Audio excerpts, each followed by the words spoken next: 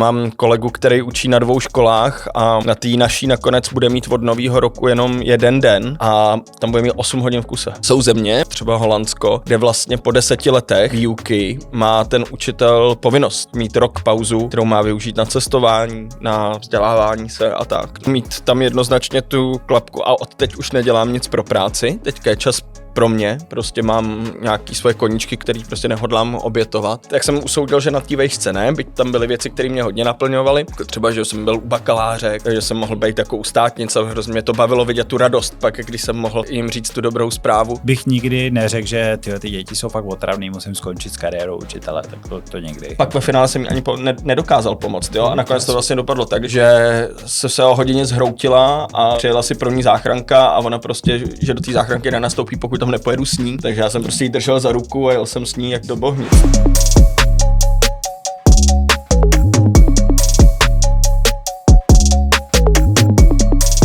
No nic, když jste mluvil o těch kartách.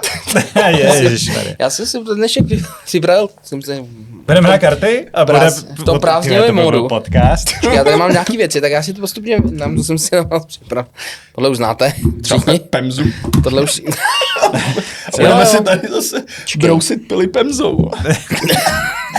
A to by toho dokonce šlo. Hele, já tady mám spousta věcí dneska připravených na takovej ty úvodní naše aktivity.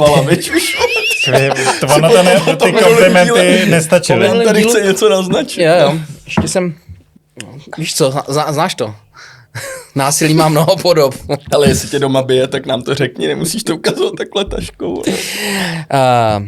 A sice vy jste mluvili o kartách, já tady mám taky takový balíček karet. Krásný. Stroj export, to je ještě z dob dávno minulých. Když tak ještě nezapomeň, že jsme v audio formátu převážně. Takže představ si, že někdo řídí a chce poslouchat nás. Tak si musí zastavit. Přepnout si na YouTube. Na semaforu.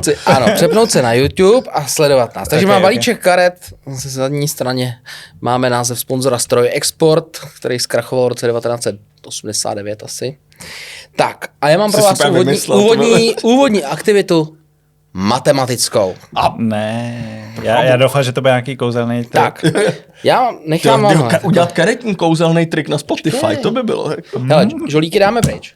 Tak, takže tady je 2,5 učitele, pořad o učitelích pro učitele, se Štěpánem Braňkou, s Tomášem Ficou, ahoj, se mnou Petrem Vojtíškem a s tímhle balíčkem karet, který dneska bude hrát hlavní roli v úvodní rozehřívačce. Takže každý si vytáhněte libovolných 5 karet. 5 libovolných karet.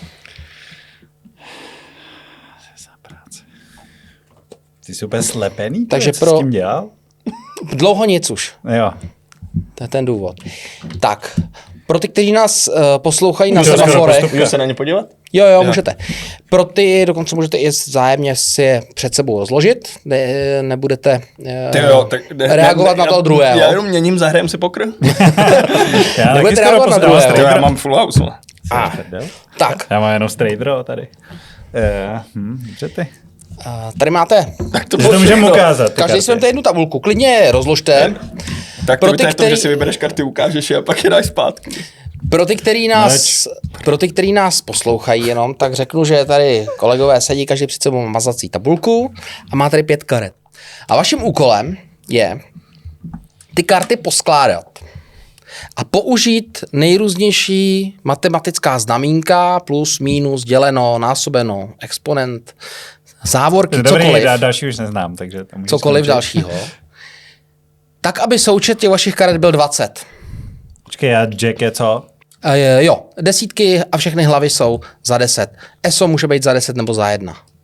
A kolik že mám poskládat? 20. A já můžu kolik chci všeho?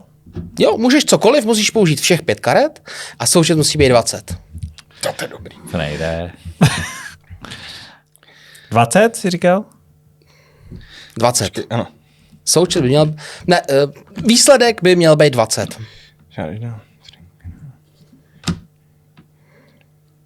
Štěpán umí zatím jenom sčítat. Bude mi to stačit. Počkej, máme tam takhle vkládat ty karty? Jo. No, můžeš je tam položit. Jo. Hotovo, noobs. Nic, tak Tom ještě nezačal psát zamíkat a Štěpán má, takže Štěpáne, můžeš nám to ukázat? Takže já jsem tady dal Jacka plus 7, plus 4, To je 17, to je 21. plus 5 je 26, minus 6 je 20. Dobře, tak Štěpán, super. Můžu to být máš- arrogantní teďka? A ty, když máš samý desítky, jak to nemůže být lehčí, ne? Musíš použít všechny karty. No jo, No jo. No. easy ne.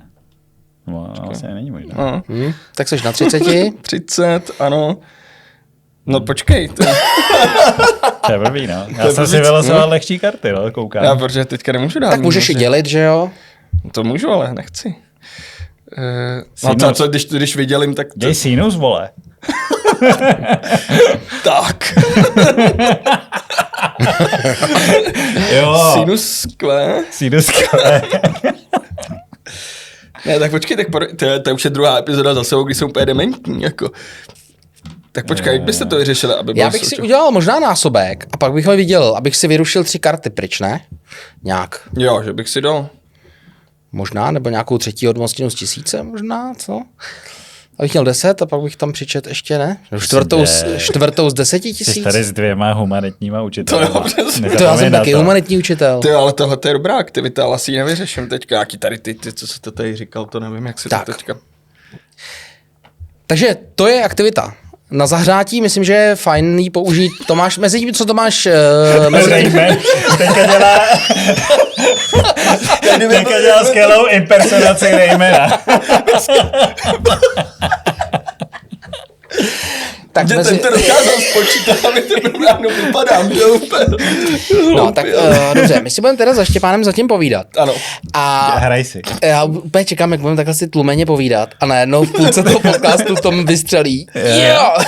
Ne, já uznám teda, že jsem to měl fakt lehký, teda jsem měl kliku, si myslím. No, takže mě tahle aktivita se hrozně líbí. Myslím, že se dá používat třeba na základní škole. Myslím, že klidně se může používat i na prvním stupni v těch vyšších ročnících, protože tam už ta matematika je taková jako aktivizační technika do začátku hodiny, může se soutěžit, ale naopak může se dělat i nesoutěžním způsobem, to znamená, že děti třeba můžou ty karty mít každý svojí a musí se v rámci pohybu i nějak k sobě. Tome, jestli chceš se proběhnout s kartou a najít třeba kamaráda, co měl nějakou můžeš říct někomu na ulici, hodící jestli to se, využije. můžou mezi sebou měnit ty karty, Ale já jo. fakt nevím, mě to jako dává hrozně, je tam je mazátko. Já bych hrozně chtěl to vyřešit. Já právě taky, no. Few days later. Já to asi, já nevím, jo. Tyjo. Dej tam 4. odmocninu z 10 000, ne? A jak můžu dát z 10 000? No tak Můžeš je vyrobit 10 000. je krát Q. Je, krát je, No, krát Q. no. Tak to je... To je 1000, 1000. no. Když tam dáš No. ještě jedno. Ne, počkej, to je 1000. To bude No 10, a tam ne? pak si poraď. Tak to udělej! Jsi blbej nebo co? To je nejlepší rada pro žáky. Co když uděláš, tak si poraď. Přesně, když ti... Takže to bude jasný, ne? Ale Tak je fakt, že tohle už jsem podle mě někdy použil. Že prostě se tě zeptali, no a jak je to tam tak? No, tak to si musíte nějak poradit. Jo, Přesně tady tu větu jsem řekl někdy, když jsem Poraď nevěděl si. vůbec, co mám dělat. Hele, nevím. Asi to budeš muset vzdát. Výborně, takže bude to kvíz pro naše posluchače a diváky. Z 5 desítek. Z 5 desítek nebo karet s hodnotou 10 vytvořte příklad tak, aby celkový výsledek byl 20. A pište do komentářů prvního odměníme. Dostane. Stroj export. Nebo třeba přijde, bude moc přijít jako Bude host. moc přijít Bude jako moct host. přijít jako host do podcastu. Počkej, ale jako fakt? To No. Jo, nemůžem- určitě. to- A slíbíme mu Chceš, to bude nějaký... dobré zacházení. Já bych zase nesliboval, co nemůžeme slíbit. To si ještě si to rozmyslíme, ale je to nabídka. Každopádně budeme rádi i za to řešení, protože vypadá, že my tady ve 3 na to nepřijdeme. Ano. Možná tady v zázemí tady kolegové Říkáš, tady nemáme nám Zuzku pomůžou. na matiku. Přesně. Bohužel. Tak, jdeme dál. Teď jsem nemyslel tvoji ženu, ale co tady byla jako host. No já Jo. myslím, že by mohla být jako jedna z našich divaček jednou z těch, která přispěje komentářem. Líbí se vám náš podcast a chcete se s námi potkat přímo u vás ve škole? Jděte na edumasters.cz, kde najdete kurzy pro učitele a dlouhodobý mentoring. Tak. A teď pokračovat dál. Hlavní Sérii, části. co Tomáš nevypočítal a kde prohrál. Tak a sice k hlavní části. V hlavní části se dneska zaměříme na téma trochu víc zase související se školou, protože minule jsme měli prázdninový téma.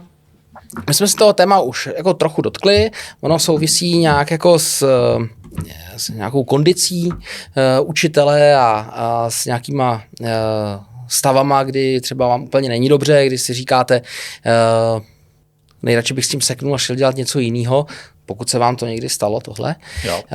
Takže já bych chtěl v tomhle tématu trochu pokračovat, protože minule jsme ho tak ukončili v půlce a to bylo téma nějaký jako psychohygieny, ale dneska bych ho spíš otočil. A zkuste zavzpomínat, jestli jste měli v minulosti nějaký kolegy, který si opravdu jako prošli nějakým vyhořením, ale vrátili se zpátky do školy třeba nějak, jako po nějakém restartu. Tak jak třeba ten restart vypadal, co dělali předtím, co dělali potom, co jim pomohlo, protože věřím, že tahle náročná profese, která prostě tím ohrožením člověka, nebo člověk je v tom riziku ohrožení vyhořením pořád. Jak antilopy na savvaně. Jak antilopy na savaně, tak to k tomu svádí. Jo? K tomu zamýšlení se nad tím řemeslem, ne o tom, jak učit, ale i o tom, prostě jak si udržet ten potenciál a jak překonat tyhle těžké situace.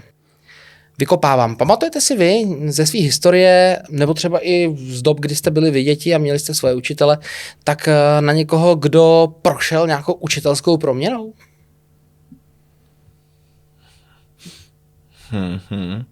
Já teďka vzpomínám, asi vlastně jo, teďka se mi vybavuje, myslím češtinářka, ano, na střední, která vlastně nás měla v prvním ročníku a pak na rok vlastně, a nevíme jako proč, nebyla a pak se zase vrátila, ale jako tady tedy jako vlastně se nejsem jistý, jestli to bylo jako vyhoření nebo tak, určitě nebyla na mateřský a vím, že prostě se jako tou školou neslo, že si potřebovala dát pauzu, no. Nevím, jestli sama třeba, o to požádal, mě teďka jenom napadá, že jsou země, myslím, že to má třeba Holandsko, kde vlastně po 10 letech výuky má ten učitel povinnost, myslím dokonce, mít rok pauzu, kterou má využít na cestování, na vzdělávání se a tak. No. Je to placený? To byla, ty už si rovnou zabrousil k druhé otázce, kterou jsem jako měl, která s tím souvisela, protože jsem ten koncept taky už někde, nebo o tom konceptu někde slyšel. A to je otázka vlastně související s tím, jaká je ta optimální míra jako řekněme zapřažení nebo zapojení učitele do té výuky. Kolik by toho podle vás měl učitel jako odučit? Aby to ještě bylo efektivní, aby mohl dát jako to maximum toho potenciálu ze sebe. Jo? Já se třeba pohybuju hodně mezi lidma, kteří se věnují terapiím, psychoterapiím a tak dále. A vím, že prostě ten terapeut nemůže dělat 8 terapií za den. Nemůže udělat možná ani 6 terapií za den a určitě nemůže udělat 20 terapií za týden. Jo? Takže proto se ptám, jak si myslíte, že jako je to optimum? Samozřejmě bude se to lišit člověk od člověka, ale kdybyste i na sobě měli jako říct, co je vlastně pro vás to optimum, kdy ještě jste tam jako 100%. A kdy už jako začínáte být 90, 80, 70. Jako jak by to bylo třeba v utopii úplně ideální. Můžeme říct, já bych si úplně jako dovedl představit prostě ten plný úvazek 4 dny v týdnu a plus ten jeden den jako dělat si něco svýho nebo prostě se vzdělávat nebo prostě něco jiného. A to si myslím, že je úplně v pohodě. Ale pak jako ten počet odučených hodin si myslím, že není jako nějak jako přešvihnutý. Tak klasický úvazek je 21 hodin a myslím, že to se dá zvládnout jako docela bez problémů. No. Záleží, jako jestli to ten den jako hele, tak neděláme prostě nějakou hornickou práci, tak těch 5 hodin, 6 hodin zvládne odučit asi každý. Ale jako je fakt, že prostě když já nevím, někdy jsem měl třeba 7 za sebou, tak je to takový, jak záleží, jestli hodně jako vykládáš, tak když jsi měl jako 7 výkladů za sebou, tak je to fakt hodně mluvení. A to si myslím, že pak ta kvalita jde dolů, určitě. Takže záleží, jak moc pestrý je ten den. Jo. Tam, navazujeme na téma, o kterém jsme se bavili v minulém díle, a to je to, že spousta těch učitelů má nějakou ještě tu vedlejší práci, něco dalšího, jo? Takže častokrát třeba můžou právě jít pak do toho druhého strašně unavený, nebo naopak třeba dopoledne něco ještě rychle si přivydělávají peníze a pak přijdou mít 5 hodin v kuse, jo? Mám kolegu, který učí na 2 školách a na té naší nakonec bude mít od nového roku jenom 1 den, a tam bude mít 8 hodin v kuse. On prostě přijde, odučí 8 hodin a zbytek bude učit na to je strašný, on nemá pauzu na oběd. Protože to není jako 8 hodin, že ho jinde, kde si můžeš dělat nějaký pauzy a třeba si tu práci dávkovat, dát si kafe, prostě dát si oběd, udělat si pauzu, takže to je jako fakt 8 hodin, kdy prostě fakt jako jedeš, no, že prostě to je těžký. A kolikrát mezi těma hodinama potřebuješ si něco zařídit, nebo prostě se tam, že za tebou chodí 1000 dětí denně, když jsi střídní třeba, že musíš furt něco řešit i jinýho a je to jako hodně. Já jako nerad si stěžuju, protože pracoval jsem jako kuchař a vím, jaký to je dělat 14 hodin non-stop. A dělám to často i v tím vedlejších zaměstnání, takže, ale prostě furt to je něco, kde já nemusím mluvit. Mluvit 8 hodin v kuse je úplně něco jiného, než 14 hodin krájet cibuli třeba. To je taky hrozný, ale jiným způsobem. Já jsem si teda naložil 8 hodin v kuse a myslím, že dokonce pondělí, úterý, když jsem začínal učit na vožce, ale to mi bylo 28, takže jsem jako měl fakt spousta síly a neměl jsem toho tolik odmluvenýho, jak říká Štěpán. Takže na spoustu věcí byly úplně zbrusu nový přípravy, všechno jsem jako tak ten jeden rok jako zajížděl. Druhý rok si myslím, že už jsem 8 hodin si nedával.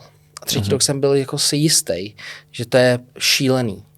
A v poslední době mám jako tendenci učit v 4hodinových blocích.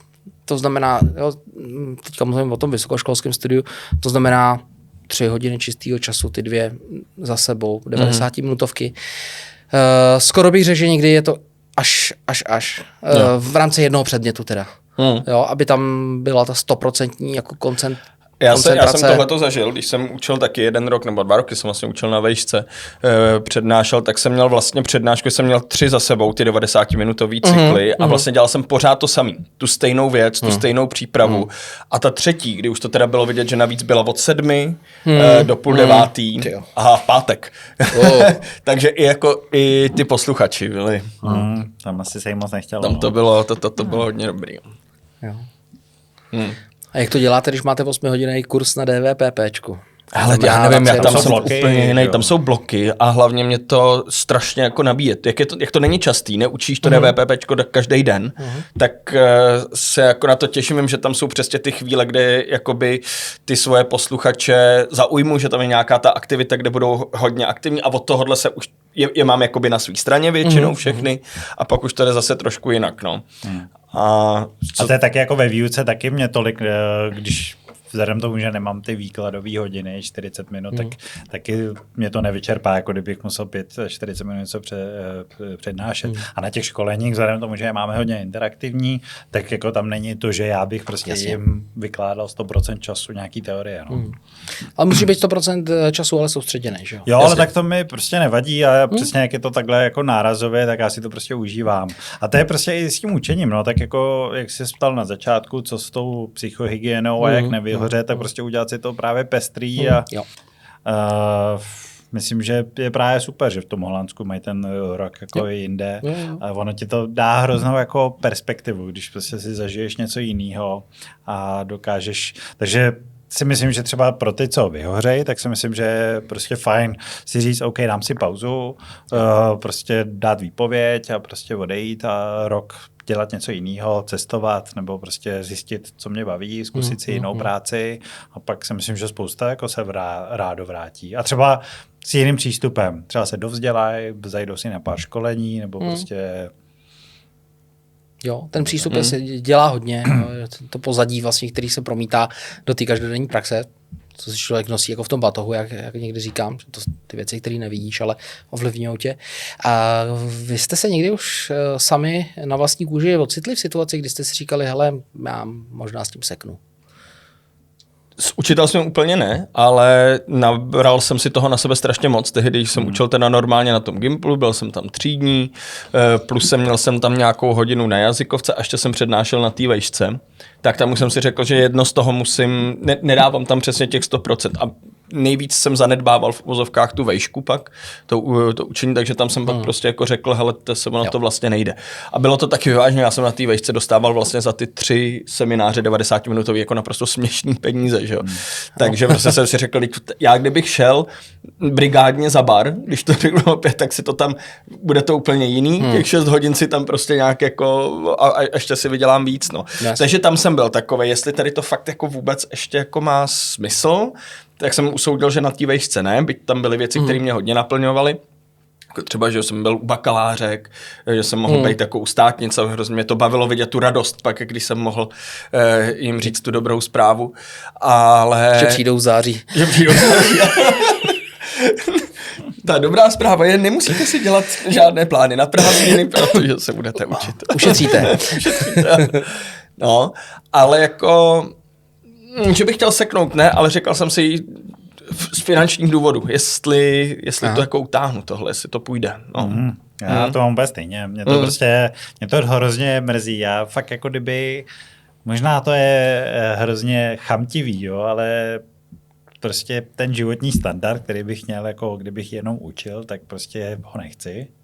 A vím, že bych se cítil blbě a prostě vždycky si tak říkám, kdyby jako mě platili, kdyby to byl třeba 3násobek, tak by to bylo super. A já bych prostě byl nejnadšenější učitel ještě víc, než jsem teď. Nemusel bych prostě si rozdělovat tu pozornost mezi jiný věci. Když mě jako baví, já mám takový typ osobnosti, že mě jako baví mít víc věcí najednou, víc projektů, ale prostě furt si to jako říkám, no, jestli jako finančně, jestli to má prostě vůbec smysl. Na druhou stranu by nevzniklo tohle.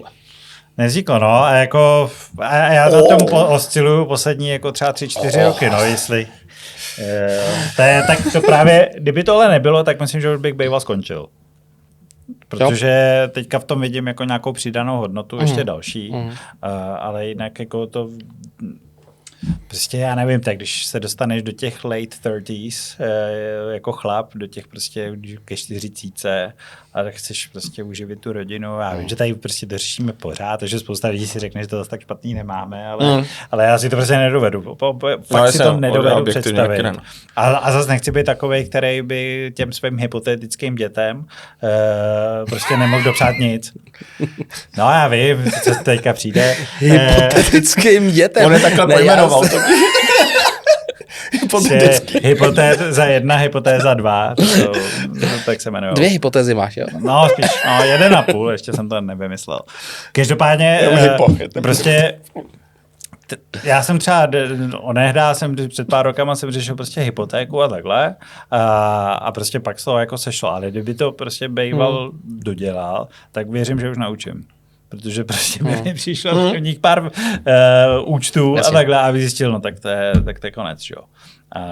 A pak si vždycky říkám, jako přijdu do té hodiny, je to skvělý, miluju to, ale prostě ten finanční aspekt je pro mě, asi jsem velký materialista, nevím, nemyslím si, že jsem, ale tak prostě to tak je. A ještě teda ohledně jako tady nějaký tý prevence a tak pro mě jako zásadní, že já jsem si dokážu naprosto odfiltrovat, že teďka jsem skončil a teďka nereaguju na zprávy rodičů, studentů, když máme společný chat, tak taky přečtu si ji.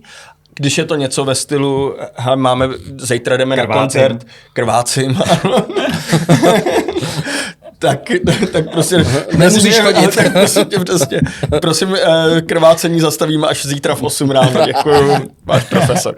Já, když jako někdo napíše, ale zítra jdeme na koncert, máme se oblíct formálně, tak jako odepíšu, ale byl jsem ve fázi tenhle rok, kdy už jsem věděl, že přicházím na tu jinou školu, tak mi vlastně najednou jsem zjistil, že to, že odepíšu rodičům, mi vlastně jako nevadí, jo? Že protože to byly většinou naprosto pohodové zprávy, jo? Že jsme se bavili o tom, hele, to se vykončíte, kdo za vás prostě převezme to třídnictví, tak jsem si večer jim z toho bakaláře odepsal.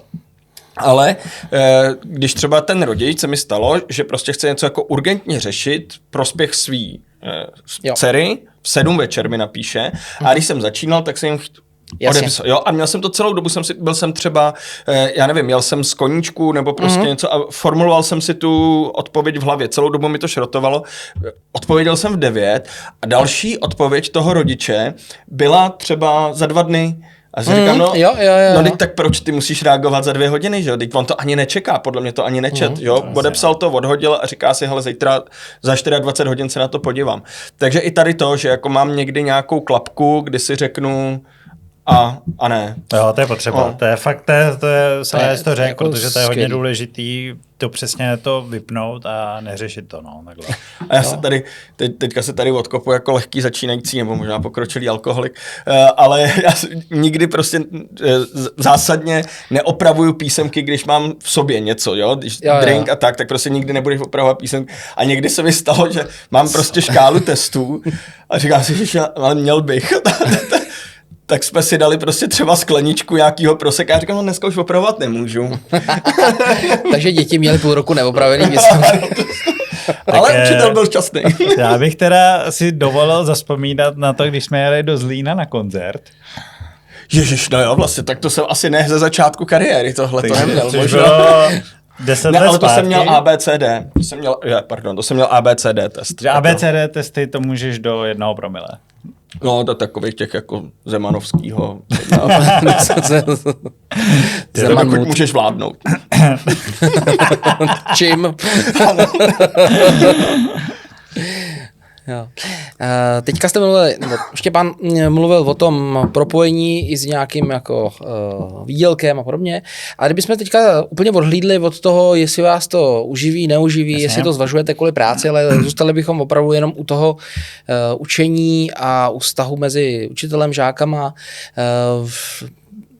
Zase, setkali jste se někdy, nebo třeba i vy osobně, nebo u někoho s tím, že byste vnímali na sobě, že vám prostě už děcka lezou na nervy, nebo že vám lezou na nervy kolegové v kabinetu, učitelé, že prostě, jo, že jste sami jako v rámci nějaký svý sebereflexe si řekli, hele, ale jako nebyl jsem třeba tak netolerantní a jsem podrážděnější a podobně a je to zdůvodněný tím, že už jsem tam třeba dlouho, nebo že dělám ty věci nějak jako stereotypně, že mě to vede k nějakému třeba vyhoření? Ale děti skoro nikdy, to je úplně to nejmenší důvod, protože vždycky pořád chodit do těch hodin je ta nejlepší část a prostě být v kontaktu s těma dětma je prostě super. Ale samozřejmě neříkám, že 100% hodin je skvělejch a 100% hodin se nenaštvu a 100% hodin to. Takže jako byly hodiny, kdy prostě mi lezly na nervy, tak komu ne, že jo. Myslím, že se stane všem, komu někdy nalezla manželka na nervy, že jo. Třeba přitom je milujete. Nebo Petře. Takhle, že jo. Takže nevím o tom nic. Takže prostě to je podle mě normální, když koexistují nějaké jako skupiny lidí nebo prostě se v uzavření, takže že se to občas stane. Ale kvůli těm bych nikdy neřekl, že ty děti jsou fakt otravný, musím skončit s kariérou učitele, tak to nikdy. Kolegové, nebo tak tam povídej.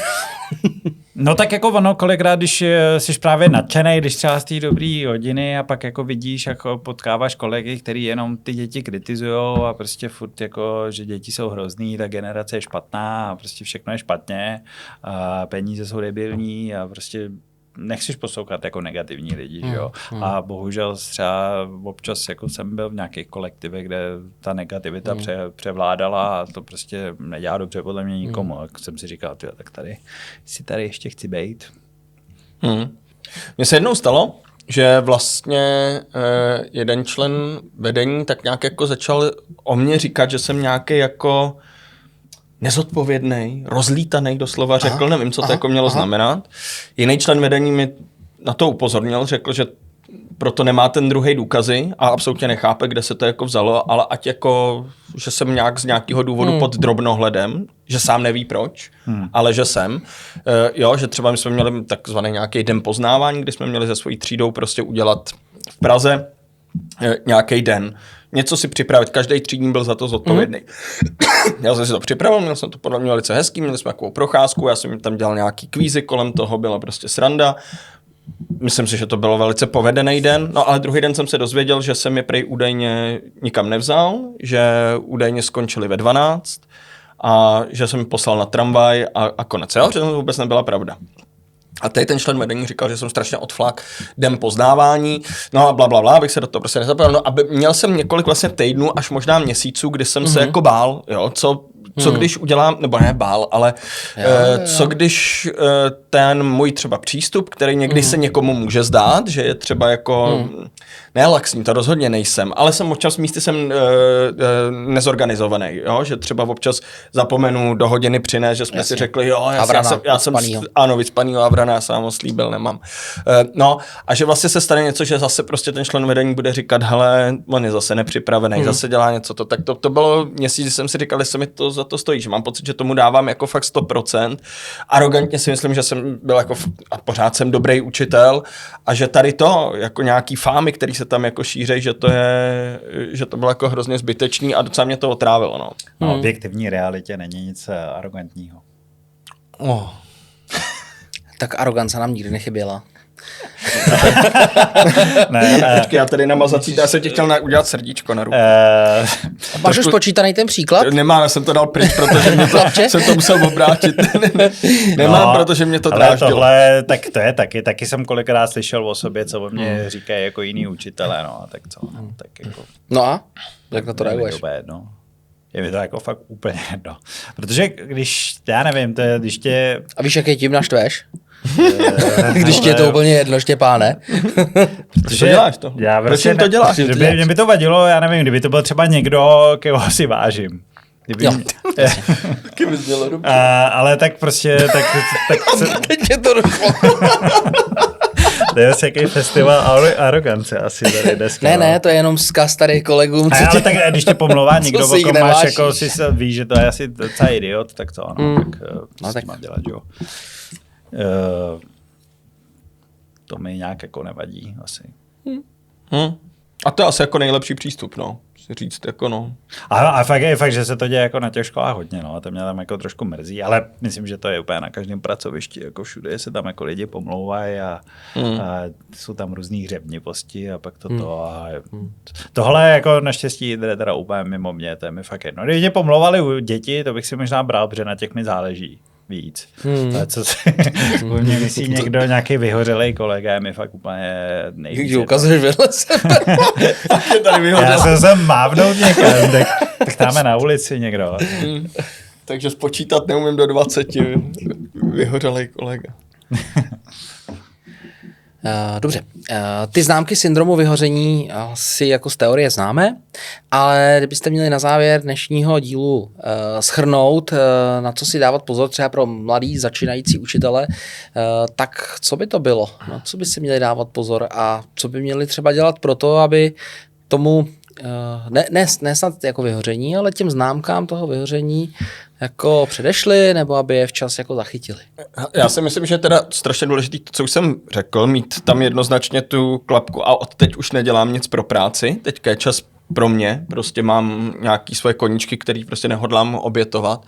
A taky já jsem se bál, nebo ne bál, ale myslím, že jsem dělal za začátku hrozně tu chybu, že jsem chtěl řešit věci, které mi vlastně ani nepříslušejí, jo? Že za mnou přišla prostě holčina, že se třeba cítí špatně a tak a já jsem s ní začal o tom mluvit, začal jsem s ní trávit přestávky, mě to bralo čas, já jsem jí nemohl říct najednou už, hele, stop, tady prostě já mám svoji pauzu, ona už byla zvyklá, že se prostě bavíme 2x, 3x denně a já jsem měl tehdy říct, hele, máme tady prostě odborníka, pojď, nebo jestli se prostě stydíš, bojíš, já tam s tebou půjdu, můžeme tam třeba první 3 sezení sedět s tebou, ale no a pak ve finále jsem jí ani nedokázal pomoct, jo, a nakonec to vlastně dopadlo tak, když to řeknu teda jako, že se o hodině zhroutila a přijela si pro ní záchranka a ona prostě, že do té záchranky nenastoupí, pokud tam nepojedu s ní. Takže já jsem prostě jí držel za ruku a jel jsem s ní jako do Bohnic, no. Jo, to je jako hranice, že? To téma hranic, tak to je... To je něco, co teda přichází velmi plíživě. Učí se o tom na fakultě, protože já vím, že na sociální práci je téma hranic alfa omega, učí se o tom od prváku do třeťáku, pořád se to prolíná všema předmětama, vztah s klientem, tady v tom případě vaše vztah žák-učitel, nastavení nějakých hranic. Učí se to na peďáku? Mám pocit, že... To už je tak dlouho, že... A třeba jo teďka. Jako v sociální pedagogice nám něco říkali, myslím si. Jako je to možný, ale... Ale vlastně to hodně změnilo, tak přeci jako už je to 15 let, co já jsme si, tam že byli. jako, přesně, ono to je už jako nějaká doba, ty trendy jsou podle mě trochu jinde, takže já si věřím tomu, že se tomu třeba věnout. Já nevím, nejsem kvalifikovaný na to odpovědět. Přijde mi, že to je jako nezbytný, aby se na pedagogických fakultách učili tyhle měkké dovednosti, včetně nastavování nějakých hranic a schopnosti odmítnout, protože to je jedna z velmi častých pastí, že jo, a zvlášť ti, kteří mají ty sklony manipulátorský nebo mají nějaké prostě schopnosti tu manipulaci používat, tak umějí těch propustných hranic velmi dobře využít, se říct zneužít. Takže se schytil taky do takovéhle pasti. Díky za to, za upřímnost i. Aspoň vidí naši diváci, že ne vždycky kolegové a já jsme dokonalí ve výuce. Prostě máme spousta temných stránek, ale začíná to tím, že je pojmenujeme a že prostě se jim nebudeme zavírat a budeme na nich makat. Ty, Štěpo, co bys doporučil novým začínajícím třeba učitelům, co se týče nějakých prevence syndromu vyhoření? No, já myslím, že jsme to asi už trochu tady zmínili. Určitě se nezblázní z těch příprav, které jsou první rok, prostě je jich víc, ale to je prostě lehčí a lehčí každým rokem. Takže na to se určitě tím nenechat odradit. A co se týče právě těch třeba kolegů nebo toho kolektivu, tak každá škola má hrozně fajn lidi tam, tak se prostě jít za nima pro radu, jít si s nima pokecat u oběda nebo takhle.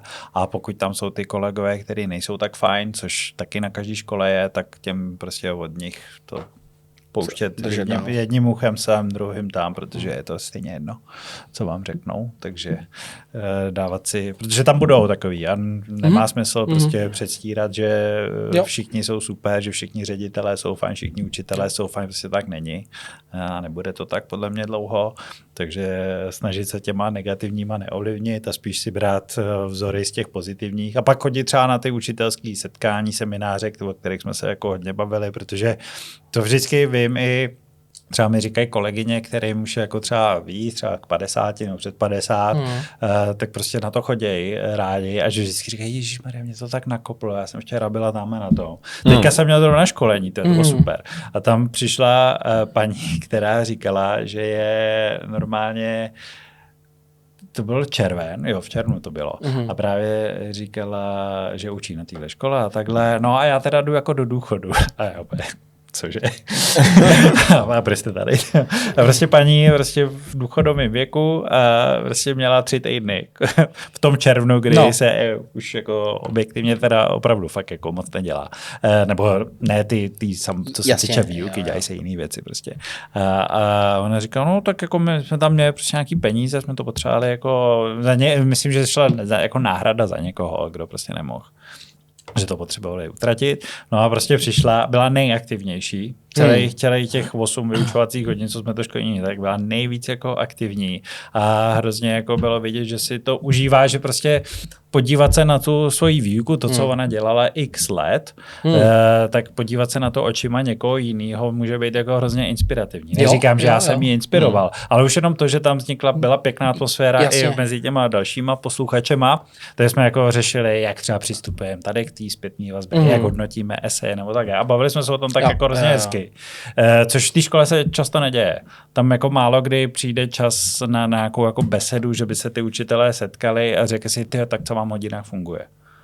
Ale já bych třeba byl za to, vím, že ve Finsku to jako dělají, že prostě mají takový jako seance, že prostě nějakých x hodin měsíčně musí strávit tady ti. Takže přesně buď když tohle se neděje na mé škole, tak i nějaké setkání, kde budou učitelé, kteří jsou nadšení a to nadšení je prostě nakažlivý. Takže to si myslím, že tomu vyhoření. A mě třeba ty učitelský večery jako hrozně nakoply. Když jsem právě, to bylo ještě, než jsme vůbec začali dělat podcast, než byli EduMasters, než jsme dělali školení a právě jsem měl, co se týče školy, vlastně jenom tu výuku a moji školu, tak mi tam prostě chybělo nějaké něco dalšího, něco, co by mě nakopávalo a pak právě Lexa Katakalidis začal dělat ty setkání a mě to hrozně nakoplo. A byl to jako jeden z těch impulzů, proč děláme teďka tohle. Takže nějak se v tom jako networkovat dál, najít jako zajímavý lidi a takhle. Hustý, co jste nečekali, viď? Dobře ses nakopal teďka několikrát. Slyšeli jste Štěpána? To je tím, že mám tady moje spirit animal. Další trička. Štěpán sbírá trička s delfínem, jsem právě zjistil. A já jsem to zjistil taky dneska. Doteďka jsem to nevěděl, ale dneska už druhý podcast za sebou mám na sobě delfína. Tudíž a zjistil jsem, že i ten delfín mě nakopává, abych nevyhořel. Tak to je věta, kterou bych nečekal, že někdy v životě uslyším. Patří mezi tvých top 5 trik? Je to, protože je to od mý nejoblíbenější kapely, která mi třeba... No, jak jinak. Lonely Island. Já Lonely Island. December. Kterým tímto děkuju. A který mě hodně inspirují třeba i právě do výuky, protože mají naprosto fantastický anglický písničky. Aha. Tak výborně. Doporučuji třeba tohle. S delfínem. Jo, tak delfín nás Dělá dovezl. delfín. To byl už takový ten poslední tažení. Tak bys to udělal ty. Já nevím, asi. Děj delfína. Asi jo. A co ty, Petře? A smál se u Rayman.